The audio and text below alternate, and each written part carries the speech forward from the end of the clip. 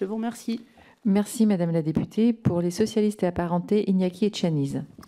Merci Madame la Présidente, merci chers collègues. Monsieur le directeur général, au-delà de la problématique du recrutement des enseignants, notre école est confrontée depuis trop de nombreuses années à une pénurie du personnel médico-social.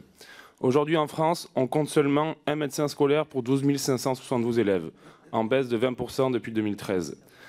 Un infirmier-infirmière pour 1300 élèves.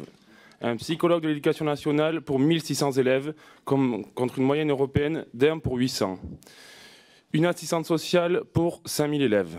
Ces personnels sont des chevilles ouvrières de nos établissements, travaillant souvent dans l'ombre et la discrétion en collaboration avec les équipes de direction, les CPE et les enseignants. Ils sont essentiels dans la protection de l'enfance, la prévention des conduites à risque, l'éducation à la santé et à la sexualité, l'accompagnement des familles, l'amélioration du climat scolaire et l'accompagnement des équipes. Un établissement scolaire ne peut correctement fonctionner que s'il peut s'appuyer sur un pôle médico-social. Mais aujourd'hui, ces personnels sont absents.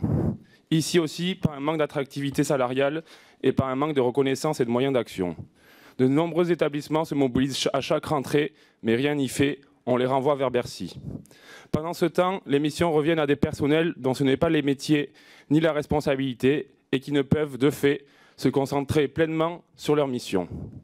Je l'ai dit ici la semaine dernière, Yael Braun-Pivet a annoncé la création d'une délégation aux droits de l'enfant. C'est une bonne nouvelle pour la protection de l'enfance.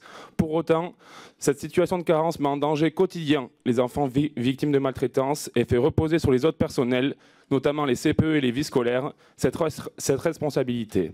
Un signalement à l'ASE n'est jamais une décision anodine, ni pour les enfants concernés, ni pour les personnes qui le réalisent. À cela s'ajoutent les milliers de postes d'AESH vacants qui ne permettent pas de répondre aux notifications de la MDPH et laissent de trop nombreux enfants et enseignants en difficulté. Statut précaire et rémunération insuffisante sont au cœur de cette pénurie. Ainsi, au vu de cette situation de crise, quels sont vos axes de travail et objectifs concernant l'action sanitaire et sociale dans les établissements et votre politique de scolarisation des élèves présentant un handicap ou un trouble invalidant de la santé? Je vous remercie. Merci, monsieur.